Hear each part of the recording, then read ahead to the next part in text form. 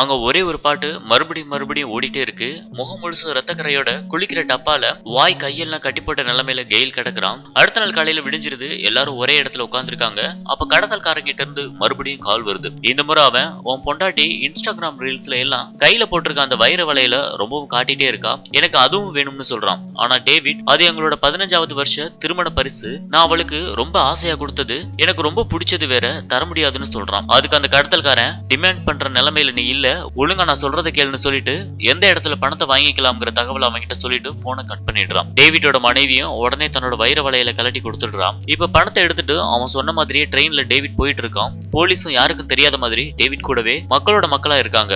அதே நேரத்துக்கு நிறைய கால்பந்து ரசிகர்கள் கூட்டம் ட்ரெயின்ல ஏறி பயங்கரமா சத்தம் போட்டு என்ஜாய் பண்ணிட்டு இருக்காங்க. இதை அவங்க சுத்தமா எதிர்பார்க்கல.